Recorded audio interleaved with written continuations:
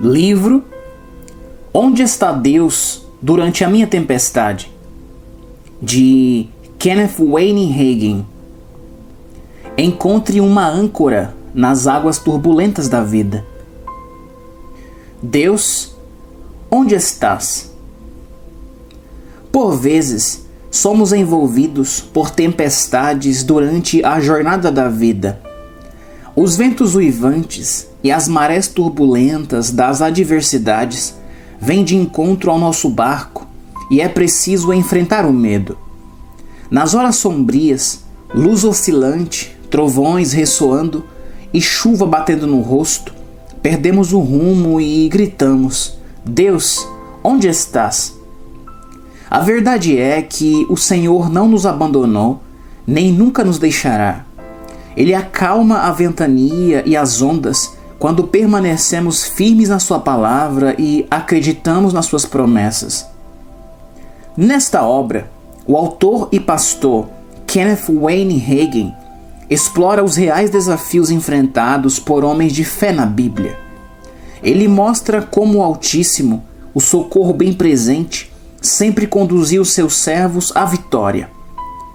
Quando em meio à tempestade confiamos em Deus, Ele renova a nossa esperança e ancora a nossa alma num paraíso tranquilo da sua proteção. Introdução. Todos procuram por respostas hoje em dia. Jesus nos avisou que no mundo teríamos aflições. Veja João 16:33. Mesmo assim, parece haver uma confusão e uma inquietação generalizadas acerca do futuro.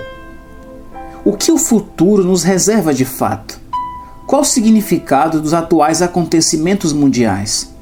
Qual o futuro das nossas famílias? Todos ficarão bem? Aonde buscaremos socorro? Essas são perguntas às quais muitas pessoas fazem hoje. Alguns indivíduos já perderam a esperança. Para eles, as respostas que tanto procuravam não podem ser encontradas. Entretanto, as verdadeiras respostas às nossas indagações estão nas Escrituras. O nosso sucesso pessoal como cristãos está diretamente ligado à Palavra de Deus.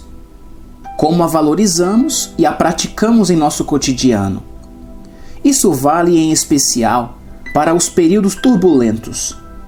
Jesus assegurou-nos: todo aquele, pois, que escuta estas minhas palavras, palavra de Deus, e as pratica, assemelhá-lo-ei ao homem prudente que edificou a sua casa sobre a rocha, e desceu a chuva, correram rios e assopraram ventos, e combateram aquela casa, e não caiu, porque estava edificada sobre a rocha. Mateus 7, 24 e 25. Se quisermos vencer as tempestades e as águas turbulentas da vida, precisamos nos firmar na rocha da Palavra de Deus. É preciso ouvi-la e viver de acordo com ela.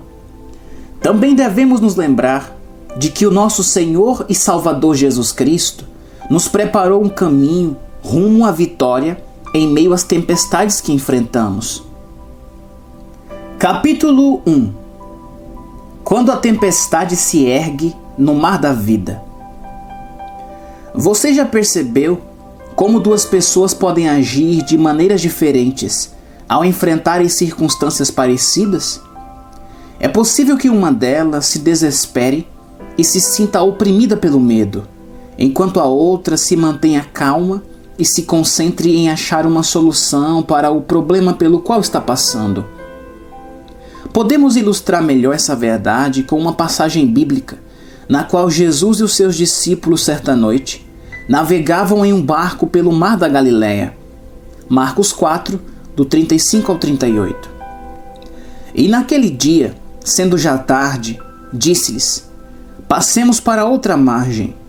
E eles, deixando a multidão, o levaram consigo assim como estava no barco, e havia também com ele outros barquinhos. E levantou-se grande temporal de vento, e subiam as ondas por cima do barco, de maneira que já se enchia de água. e ele estava na polpa dormindo sobre uma almofada. E despertaram-no, dizendo-lhe: Mestre, não te importa que pereçamos? O Messias estava no barco com os discípulos, ou seja, todos enfrentavam a mesma situação complicada. Uma tempestade começara e ondas enormes atingiam a embarcação, que se enchia de água rapidamente. A provação era árdua. A versão Almeida, revista e corrigida, a chama de grande temporal de vento. A nova tradução na linguagem de hoje diz que era um vento muito forte. Os discípulos, pescadores experientes, de certo já haviam enfrentado muitas tempestades. Aquela, porém, era devastadora, e por isso eles sentiram medo. Eles se desesperaram durante o temporal, mas Jesus dormia profundamente. Eles o acordaram, tamanho era o pavor. O Senhor não se importa que estejamos quase morrendo? O mestre se levantou calmamente e lidou com o problema de modo eficaz. Tanto ele quanto os discípulos se depararam com a mesma provação, porém cada um a enfrentou de maneira diferente. Marcos 4, do 39 ao 41. E ele, Jesus, despertando, repreendeu o vento e disse ao mar: Cala-te, aquieta-te. E o vento se aquietou, e houve grande bonança. E disse-lhes: Por que sois tão tímidos? Ainda não tendes fé? E sentiram um grande temor e diziam uns aos outros: Mas quem é este que até o vento e o mar lhe obedecem? Podemos aprender várias lições com essa história. A primeira delas é que Deus nunca prometeu que estaríamos livres de problemas. Eu me pergunto se os discípulos pensaram que a viagem seria tranquila porque Jesus estava no barco. Entretanto, repare, ele não impediu a chegada da tempestade. Ainda assim, quantas vezes você já ouviu alguém dizer: por que o Senhor permitiu isso acontecer? Ninguém está isento das turbulências da vida. Todos nós passamos por provações. Não há uma pessoa sequer livre de situações desafiantes. O próprio Jesus nos disse que teríamos tribulações. João 16,33. Tenho-vos dito isto, para que em mim tenhais paz. No mundo tereis aflições, mas tende bom ânimo, eu venci o mundo. Jesus não declarou que nunca passaríamos por adversidades. Na verdade, ele afirmou de modo muito claro o contrário. Teríamos problemas. Alguns pastores induzem as pessoas a pensarem que, por elas serem cristãs, nunca terão qualquer dificuldade. Entretanto, isso está muito longe da verdade. Nós temos um inimigo espiritual, Satanás. Ele sempre nos testa a fim de descobrir se estamos vivendo de acordo com a palavra de Deus. O mestre asseverou que teríamos aflições neste mundo. No entanto, ele também nos orientou como proceder em meio aos problemas. Mas tende bom ânimo, eu venci o mundo. Quando o Filho de Deus veio ao mundo como homem, ele resistiu a todas as tentações apresentadas pelo maligno. Com uma vida sem pecados, suportou cada investida do diabo, deixou-se ser surrado e crucificado, e derrotou a morte, o inferno e a sepultura. Cristo não venceu o mundo em benefício próprio. Ele fez isso por você e por mim. Ao aceitarmos o grande sacrifício de Jesus, temos motivo suficiente para termos bom ânimo em meio às dificuldades e provações. Seguro e quieto na arca do Senhor. Jesus e os discípulos começaram a navegar assim que ele terminou de ensinar a multidão. Sabemos que o mestre estava cansado, pois ele foi dormir na polpa do barco. Ver Marcos 4, do 36 ao 38. Nessa atitude do Salvador, percebemos a sua limitação humana. O corpo físico pode ficar cansado e fraco, precisando assim de descanso para se recuperar. Todavia, Você consegue imaginar como é dormir em um barco no meio de uma violenta tempestade? De certo, a pequena embarcação balançava com a batida das ondas e os relâmpagos cruzavam o horizonte, iluminando o céu. O som do trovão podia ser ouvido a quilômetros de distância. Ainda assim, naquele caos, Jesus conseguia dormir. E devia ser um sono pesado, pois a Bíblia afirma que os discípulos tiveram de acordá-lo. No Antigo Testamento, uma boa noite de sono era considerada uma bênção de Deus para aqueles que confiavam nele. Em paz também me deitarei e dormirei, porque só tu, Senhor, me fazes habitar em segurança. Salmo 4:8. Dessa maneira, nós, os cristãos, sob a nova aliança, devemos deitar e dormir profundamente e em paz, como Jesus naquele barco, mesmo durante as aflições. Assim, ao acordarmos, devemos seguir com o nosso dia, descansando no refúgio dos braços de Deus. Quando falo em descansar no Senhor, não me refiro a dormir ou deitar para repousar literalmente, mas a viver em uma condição de tranquilidade que ultrapassa a compreensão humana. Ver Filipenses 4, 6 e 7. As tempestades da vida podem ser furiosas, mas ao repousarmos no Senhor, sentimos uma paz de espírito que se sobrepõe aos gritos da razão, do intelecto e das emoções. É possível manter a calma em meio às adversidades quando se confia e descansa no Senhor. Então, você sabe que está são e salvo do vendaval da tribulação e da destruição.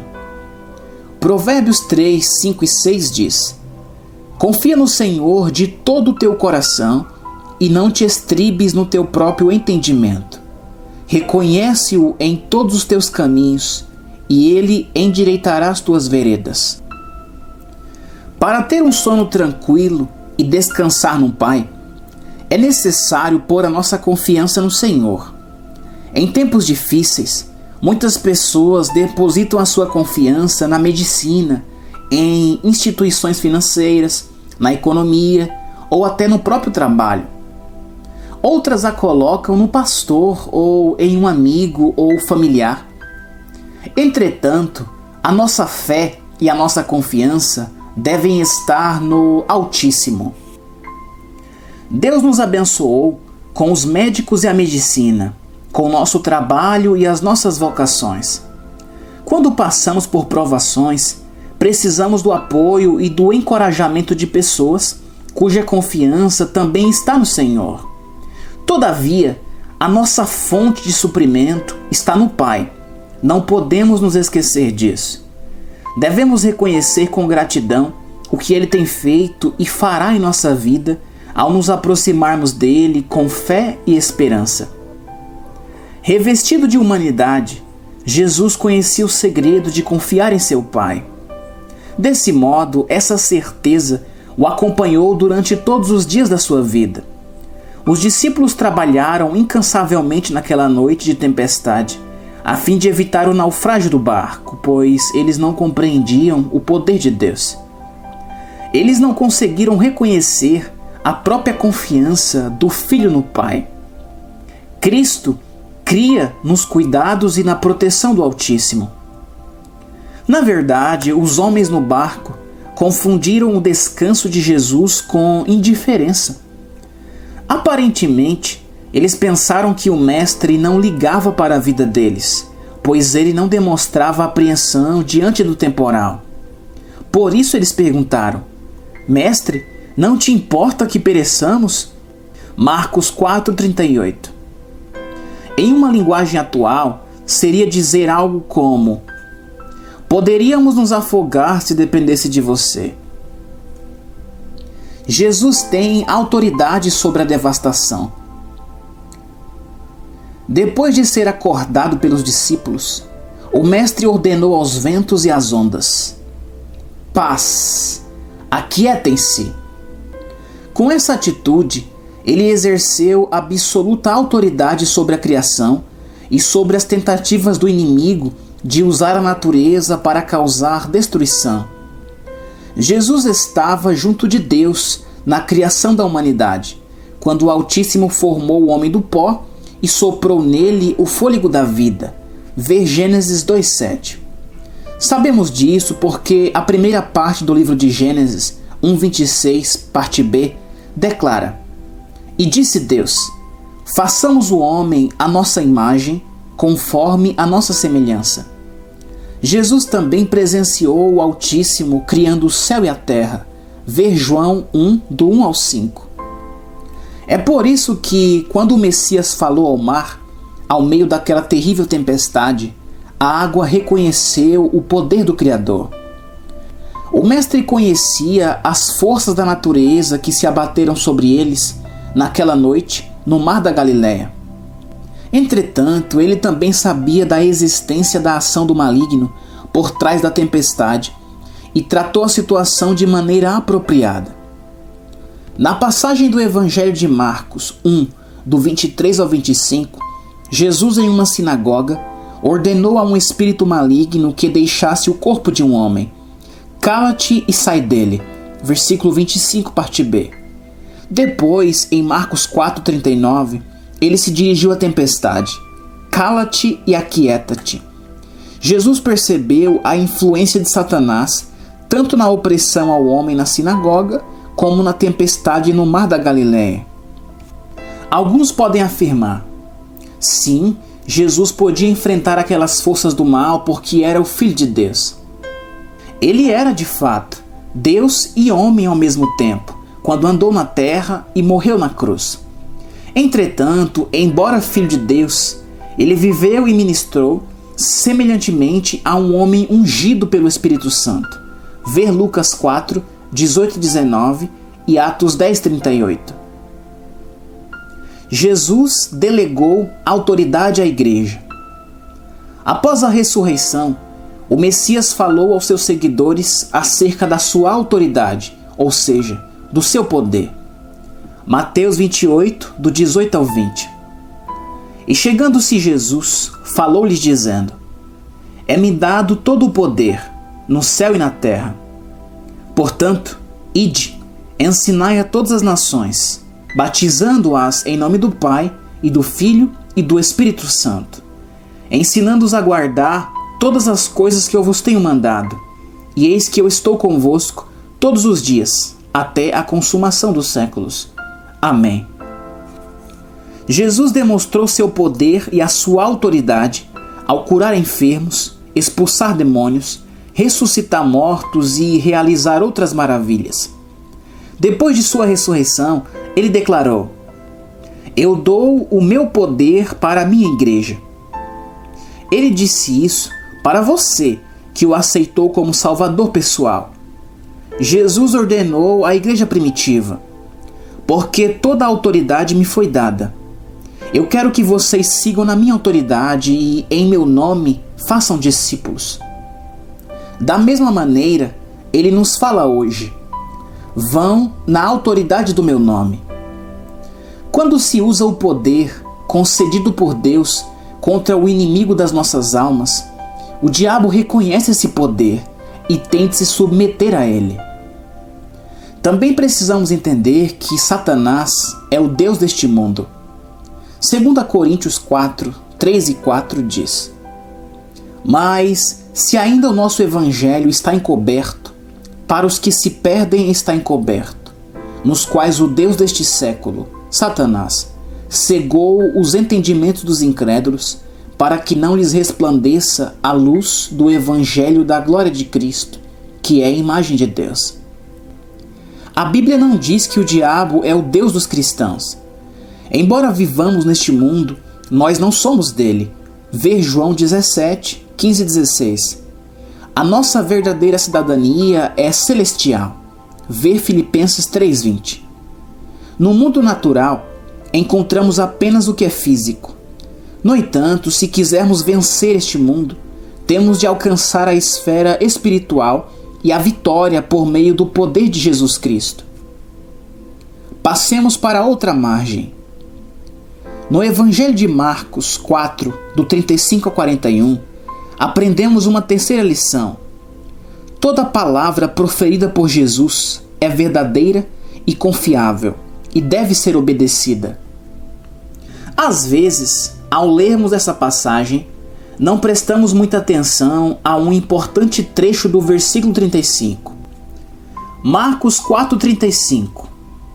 E naquele dia, sendo já tarde, disse-lhes: passemos para outra margem. Aparentemente, os discípulos também não repararam nessa frase. O mestre declarou de antemão exatamente para onde estava indo: para outra margem do rio. Mesmo assim, quando a adversidade surgiu na condição forte de tempestade, os homens abandonaram o bom senso e esqueceram-se do que Jesus lhes havia dito. Devia ter confiado nas palavras dele, pois ela é eterna e não está sujeita a mudanças. Passará o céu e a terra, porém as minhas palavras não passarão. Mateus 24:35, Marcos 13:31 e Lucas 21:33.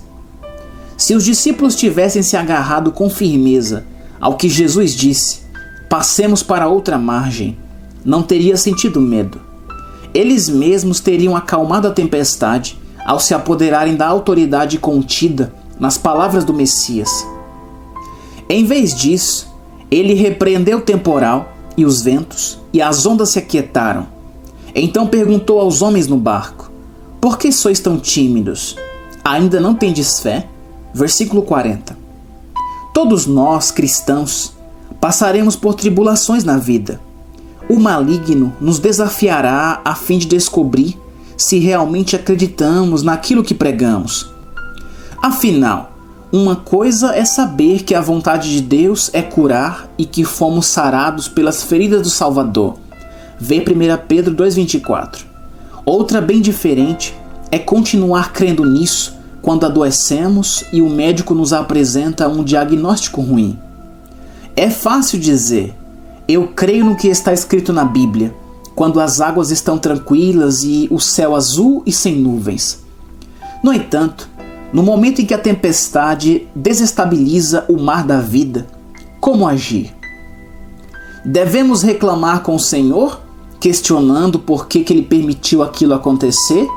Ou devemos encontrar abrigo e paz em seus braços?